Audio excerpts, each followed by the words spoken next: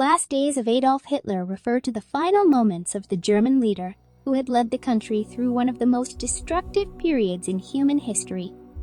These final moments, which took place in April and May of 1945, were marked by intense military conflict, political turmoil, and the eventual suicide of Hitler himself. In this essay, we will explore the events of those final days, including the military situation, the political climate, and the actions of Hitler and his closest advisors. We will also examine the aftermath of Hitler's death and the lasting impact it had on Germany and the world. Military situation. In the spring of 1945, Germany was facing an increasingly desperate military situation. Allied forces had been advancing on all fronts, with the Western Allies pressing in from France and the Soviet Union pushing in from the East. The German army was outnumbered and outgunned, and their supply lines were stretched to the breaking point.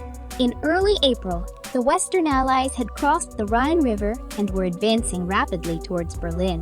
At the same time, the Soviet Union had launched a massive offensive that quickly overran German defenses and pushed deep into the heart of the country.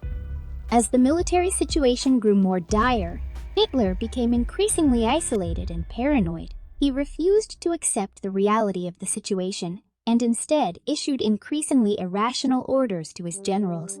He demanded that his troops fight to the death and forbade any retreat or surrender. Political climate. In addition to the military situation, Germany was also facing a political crisis. Hitler's grip on power was weakening, and his inner circle was in disarray. Many of his top advisors had lost faith in his leadership and were actively working against him behind the scenes. Hitler himself was suffering from a number of health problems, including Parkinson's disease and a nervous condition. He was also taking a cocktail of medications, including amphetamines and opiates, which were affecting his judgment and exacerbating his paranoia.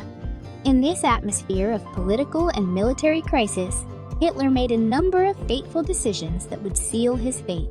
Hitler's final days. As Allied forces closed in on Berlin, Hitler retreated to his underground bunker beneath the city. There, he was surrounded by a small group of loyal advisors, including his mistress, Eva Braun, and his propaganda minister, Joseph Goebbels. In the early days of April, Hitler became increasingly erratic and unstable. He railed against his generals, accusing them of incompetence and cowardice. He issued a series of contradictory orders, making it impossible for his subordinates to carry out their duties. On April 20th, Hitler celebrated his 56th birthday in the bunker. The mood was somber as the reality of the situation began to sink in.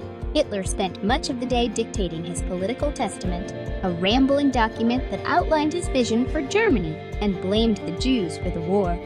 On April 29th, with Allied forces just a few miles from the bunker, Hitler married Eva Braun in a small ceremony. The next day, he dictated his last will and testament, which named Admiral Karl Dönitz as his successor.